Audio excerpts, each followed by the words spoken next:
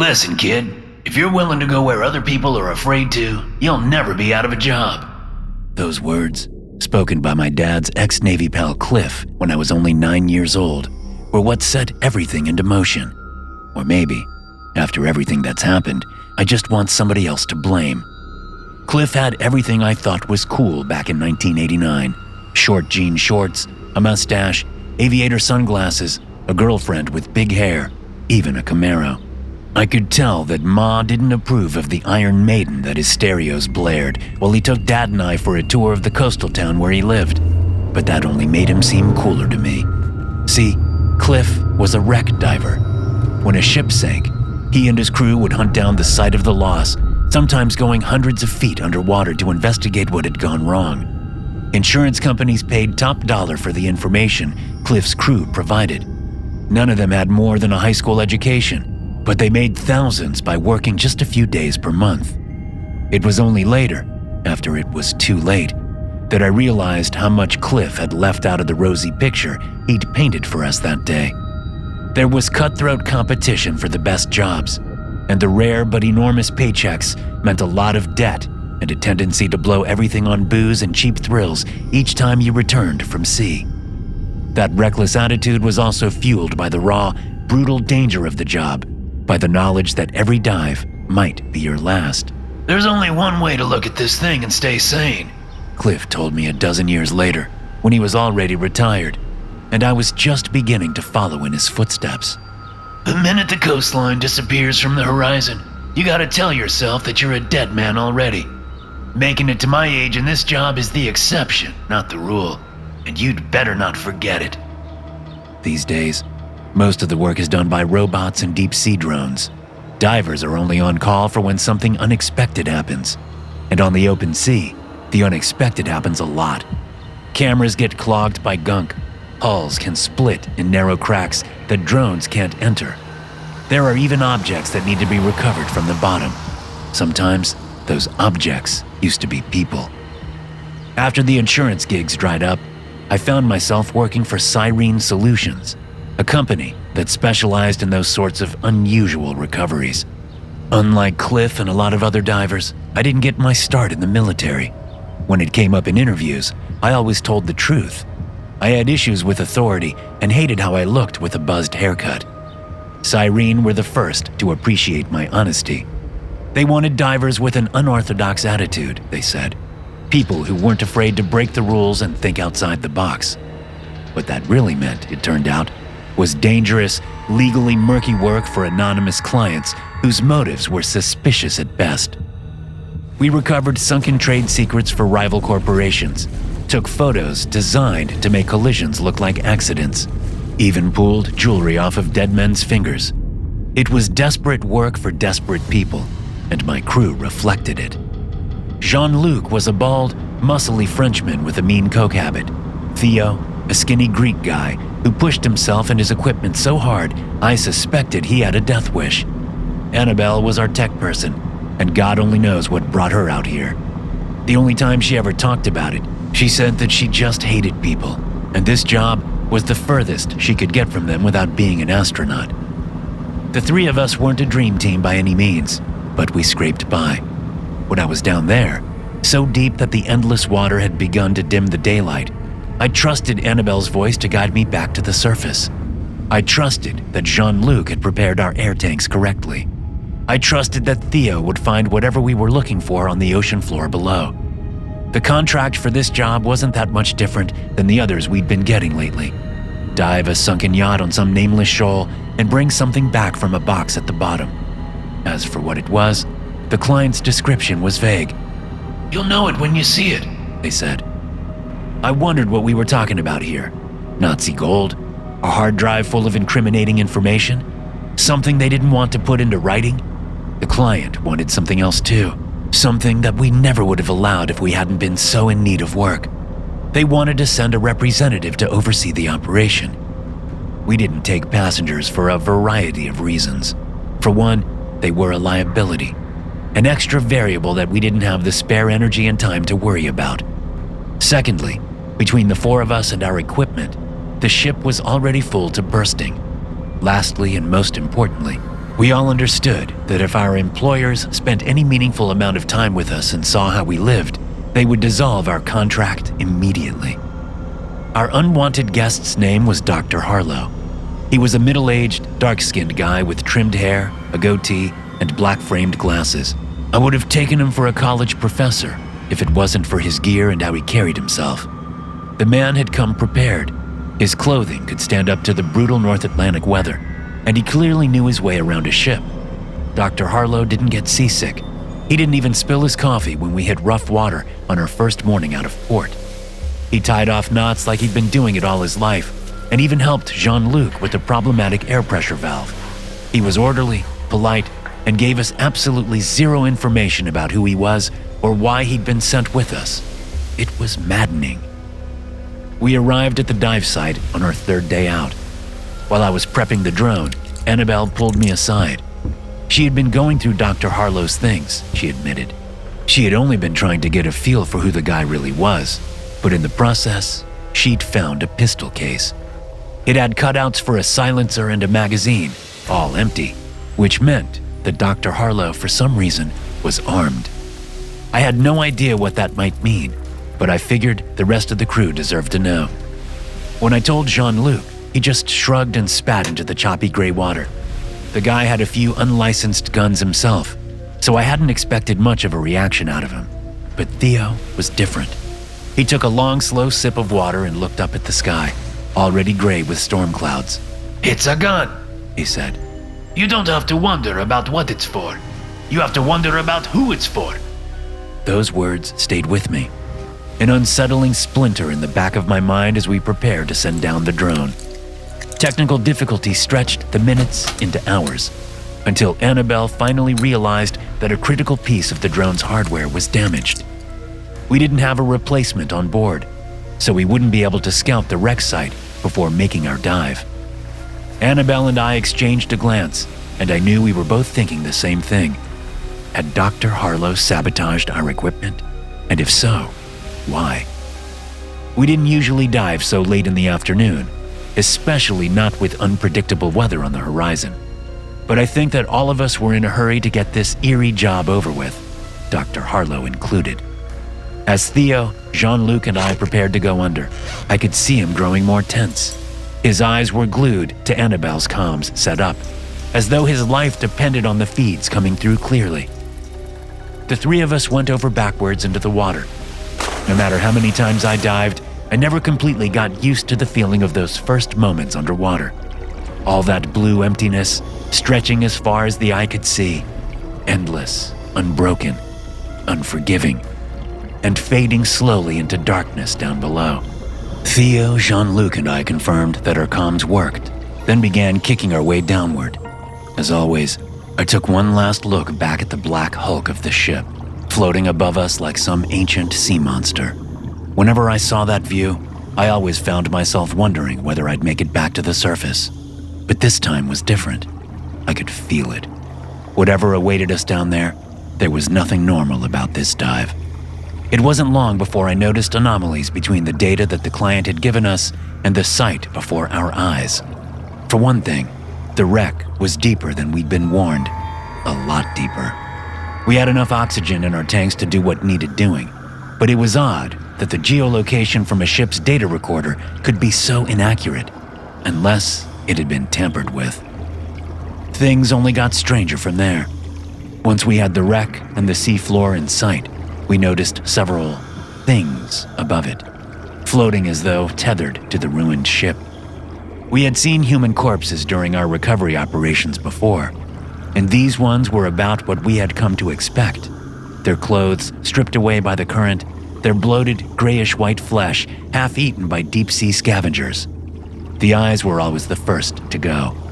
What was unusual, however, was the way that the four seemed to have died. It was like each of them had tied themselves to something heavy, then jumped over the edge, with the wreck coming to rest near their remains a short while later. The four of them could just as easily have been Annabelle, Jean-Luc, Theo, and I in some other life, I remember thinking. Then I pushed that disquieting idea out of my mind and kept swimming. We usually exchanged some dark jokes or gallows humor when we encountered bodies, but this time, no one spoke. We all just wanted to get in and out of the wreck as quickly as possible. The sunken vessel was burnt black, ruptured, and upside down, as though it had been sunk by fire or an explosion. As it turned out, it wouldn't have mattered if we had sent the drone anyway. It never would have been able to maneuver through the gash in the hull. Theo, however, was able to slip through easily. Jean-Luc waited outside while I switched on my light and followed him. So much could go wrong inside a wreck. You could cut yourself on jagged metal, or worse, damage your air tanks.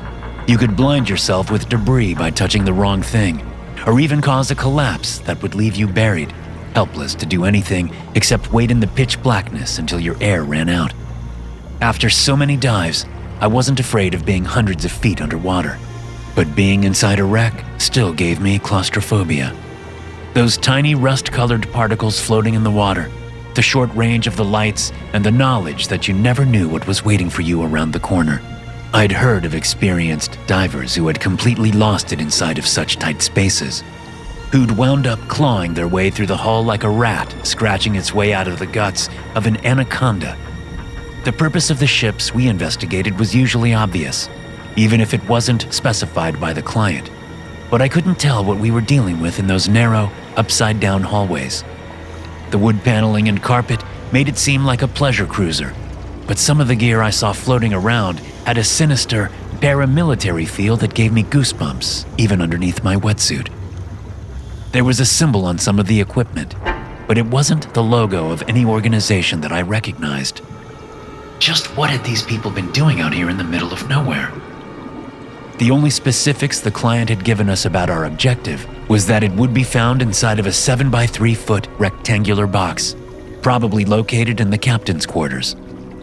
The closer Theo and I got to it, the more that sense of dread deepened. Not all of the damage had been caused by whatever had sunk the vessel.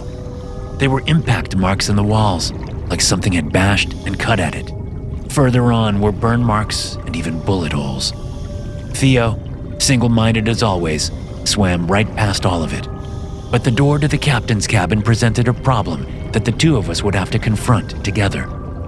Here, the damage from the explosion was at its worst, warping the interior of the ship. To make matters worse, the upside-down door had been partially barricaded with desks, chairs, and whatever the room's occupants had been able to find. The only way through, I realized, was for one of us to pull back the junk while the other swam through. I would have loved to let Theo go first, but truthfully, he was a more skilled diver. If anything went wrong, he would be more able to swim free of the wreckage and get help. In his usual silent way, he nodded to me and pulled back the battered metal. I had to stretch out and twist to avoid getting caught on the debris, but I made it through. In the short-range beams of my lights, I could see that I had been right. Most of the damage to the ship had been done before it had been sunk. The cabin looked like a war zone, and the captain herself hadn't left it. She had handcuffed herself to the side of that 7 by 3 foot rectangular box that perfectly matched the client's description, although they could have just said coffin and been done with it, because there was no doubt that was what it was, a fancy, old-fashioned coffin. The captain's free hand was jammed inside of it, as though that had been her final act. Her face and abdomen were lacerated with horrible wounds, but there was a grim expression of triumph on her face. Her short blonde hair shifted in the current. It almost seemed like she was about to speak to me, to warn me, and as I swam closer, I saw that it was no illusion. Her throat and jaw were moving. I recoiled with a shudder as a moray eel swam out of her open mouth, and then I looked over her shoulder and saw what she had been doing in her final moments. There was a dead man in the coffin, but he wasn't like the others. He was neither handsome nor ugly, neither old nor young. His simple dark clothing and hairstyle might have been 200 years old, or they could have been purchased a few days before. His body was perfectly preserved, as though the sea life had been unwilling to touch him. If I didn't know better, I would have sworn he was just asleep. He bore no wounds from whatever had happened here, apart from one, the ancient stake that the captain had stabbed into his chest. That's it! The comm system crackled to life, nearly giving me a heart attack. I'd forgotten that all of this was being live-streamed to Annabelle hundreds of feet above. The steak! That's what our client wants! With its jewel-encrusted silver handle, the thing was definitely valuable, but still. I asked Annabelle if she was sure that was a good idea, and she hesitated. I don't think we have much choice. See, Dr. Harlow here is holding a gun to my head. He says if you don't bring it to him, he'll kill me and leave you guys down there. There was a muffled bang and a cry of pain. My knee! You bastard!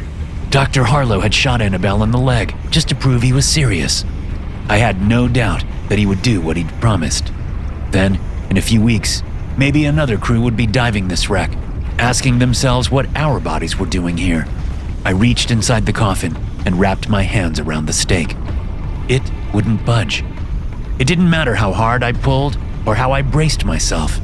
It was embedded too deeply in the man's chest. My lights whirled widely around the pitch-dark room as I struggled, and then the comms crackled back to life again. I'm coming in there! Jean-Luc grunted. There was another broken rule. The whole crew never went into a wreck altogether. But here we were, bound by the knowledge that if we didn't do as our client asked, we would be left out here to the mercy of the sea. After barely squeezing through the door, Jean-Luc waved me aside and gripped the stake. There was barely room for me to watch over his shoulder as he tugged with all his might, and finally the stake came free. He held it in his hand for a second, as though marveling that our lives were being risked over such a simple thing, then passed it to me. We were about to leave when the bright golden eyes of the man in the coffin snapped open. He moved faster than we could react, faster than I thought possible. His long white fingers held Jean-Luc in place, and his jaw dropped down to his chest, revealing a mouth full of inhumanly long, razor-sharp teeth. A crimson cloud filled the water as he bit down on Jean-Luc's neck. There was a word for what that man was, but I didn't dare to say it, didn't dare to even think it. All that mattered now was getting out of the wreck as quickly as possible. It was all happening so fast that I could do nothing but wave incoherently at Theo as I swam by. But he didn't need any warning from me. He released the door, slamming it right into that golden-eyed monstrosity's face. If only that would have stopped it. Looking over my shoulder, I watched as the man from the coffin pushed aside the broken barricade as though it weighed nothing at all, and kept coming. We had almost reached the gash in the hull when he gripped Theo's leg and distended his jaw for a second time. Looking into that black, tooth-lined pit was like looking into the maw of hell. He bit down, severing Theo's foot at the ankle. Unable to swim, Theo flailed helplessly as the water turned red. I slipped out through the gash in the hull and kicked desperately for the surface, knowing all along that it was futile. Without equipment, without even breathing, whatever was down there could move faster than the best divers I'd ever met. Now I understood those dead crew members floating around the wreck. Tying themselves to heavy weights and jumping overboard must have been preferable to being eaten by that thing. Looking down at the black gash in the sunken vessel, I could see that I wasn't followed. Not yet, anyway. I wondered whether the thing gave me a head start to make the chase more thrilling, or whether it had just paused for a moment to feed on my friends. If it was after the stake, it wouldn't be long before it realized that neither Theo nor Jean-Luc had it. I swam for 60 feet, paused, glanced downward again. Still nothing. I wished that I could move faster, but a threat just as gruesome as the man from the coffin awaited me if I did. Decompression sickness. The bends, we called it. And I had seen it make men flail around like puppets with their strings cut, tortured by the air bubbles beneath their skin. Another 60 feet, another pause. I could hear Annabelle sobbing quietly into her microphone. She had probably seen everything through the video feed, but with Dr. Harlow's gun to her head, she didn't dare to speak unless ordered to. Who was he anyway? Did he work for the same organization as the dead crew floating beneath me? The water around me darkened. We had started our dive in the afternoon, and it was already evening. Soon, night would fall. Of course, that was the thing in the wreck was waiting for. It was waiting for the dark. I checked my instruments and did some quick calculations. If all went well, I would have just enough time to ascend safely. But then what? I had a sneaking suspicion that as soon as Dr. Harlow had the stake in his hands, he would shoot us both and sail off anyway. Of course, Considering what was lurking in the water below, maybe that was the most merciful thing he could do. Another 60 feet, another pause. I had to think a way out of this, and the water was getting gloomier by the minute. Each time I looked down, I expected to see a pair of golden eyes rising, impossibly fast, through the twilight water. When I finally surfaced, it was raining heavily. Our ship rocked between the great gray waves like a toy boat in a bathtub, and the storm was just getting started. Dr. Harlow and Annabelle were waiting for me. Both had on thick rain gear and were clipped into the safety line to protect themselves from the weather. Annabelle leaned against the railing, clutching her injured leg. Dr. Harlow's eyes widened when he saw what I held in my hand. I heaved myself aboard, trembling from the chill and the effort I'd just made. Dr. Harlow jabbed the gun in Annabelle's direction and gestured at me. He wanted me to toss him the stake. That gave me an idea. If I missed on purpose just a little, making him stoop down to pick it up, we could strike while he was distracted. I made eye contact with Annabelle, hoping she was picking up the message that I was trying to send, then reared my arm back and threw. I had miscalculated, badly. I'd meant for the stake to land at Dr. Harlow's feet. Instead, it flew over his shoulder and skidded to a halt at the edge of the deck. A wave hit the bow and swept it into the sea. Dr. Harlow didn't scream, cry out, or dive for it as I imagined he would. He just smirked slightly as it disappeared beneath the waves. A horrible realization dawned on me. Dr. Harlow's employer wasn't the mysterious organization that had crewed the drowned ship below. His employer was that thing from the coffin. Thank you for disposing of that, Dr. Harlow told me as he waved the gun toward the cabin. It would have been awkward to have it laying around when my client shows up. This had never been a salvage operation. The purpose had just been to release the stake so that thing in the coffin could go free. None of us were ever meant to have made it back alive to the surface.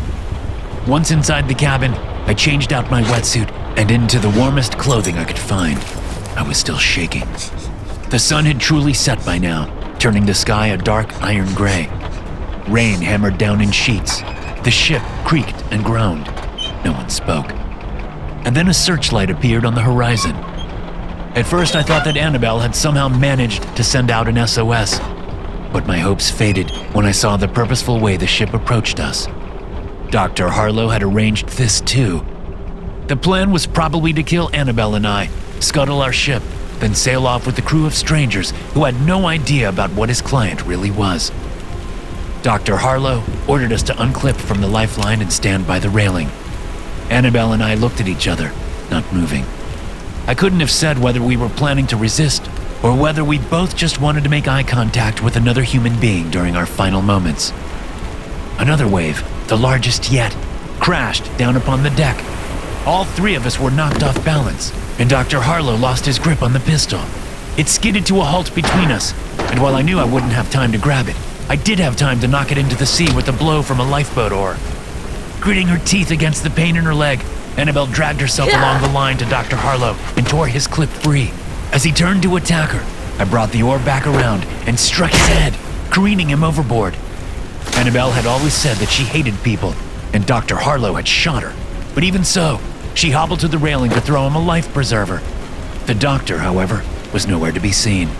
There was only rain, rough, dark seas, and the fast-approaching searchlight of his hired ship.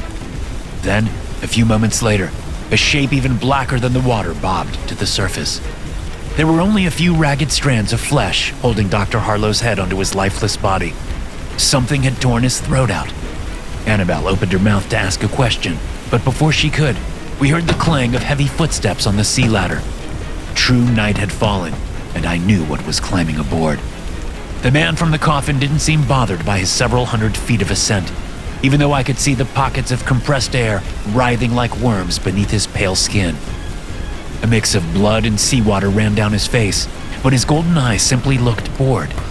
There was no doubt in my mind that he was going to kill me, but it dawned on me that maybe, before he did, I could buy Annabelle some time. Hey, asshole! I shouted. Over here! I swung the oar with all my might. The man from the coffin caught it effortlessly, then jammed it backward against my chest. I went over the side, gasping for air. My life preserver kept me afloat, but with every passing second I drifted further away from my ship. A spotlight swept over me. I was closer to Dr. Harlow's hired vessel than I was to my own, and I waved desperately to its crew. If Dr. Harlow had given them as little information as he'd given us, there was a chance that they might think I needed to be rescued. A lifeline crashed into the water beside me. I clung onto it like a drowned rat as the crew of the other ship reeled me in. As soon as they had me aboard, they returned to their mission, eager to rendezvous with Dr. Harlow and get out of the storm. I screamed at them to stop. English wasn't the crew's native language, and even if it had been, I doubt that they would have listened to my rambling story about men with fangs from the bottom of the ocean. What they did understand, however, was money. When I promised to double whatever Dr. Harlow was paying if they agreed to turn around, I finally got their attention. Their captain watched the waves break over my ship, which was drifting as though abandoned on the stormy sea. There was no sign of Annabelle or the man from the coffin, but the door to my cabin hung open, slamming open and shut in the howling wind. He turned and asked me to repeat my story and my offer. The burly crew members who had pulled me out of the sea were laughing and elbowing each other in the ribs. They clearly thought I was crazy, or at the very least unstable, but their captain wasn't so sure. When I got to the part about the stake, he shoved a blank sheet of paper across the table to me. He wanted me to draw it, I realized. I barely remembered what those strange symbols had looked like, but I did my best and passed it back to him. After a long silence, the captain asked whether I was really willing to double his employer's offer. I told him I would give him everything I had, and I meant it. He stroked his black mustache, said something to the crew in their own language, and turned his ship around. In the report I filed with my company when we got back to port, I claimed that I had been swept overboard in a storm, and that, as far as I knew, my vessel and crew had been lost at sea. It was close enough to the truth that I was almost able to believe it myself, until I received the official response. I would be pleased to know, the letter stated, that my ship had arrived safely at another port, almost 50 miles down the coast. It had arrived several hours before dawn, and had docked without following the official procedures.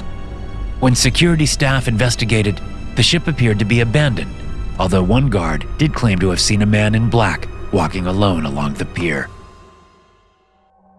Thanks for listening. If you enjoy these stories, be sure to subscribe to the podcast and check out some more of my episodes here.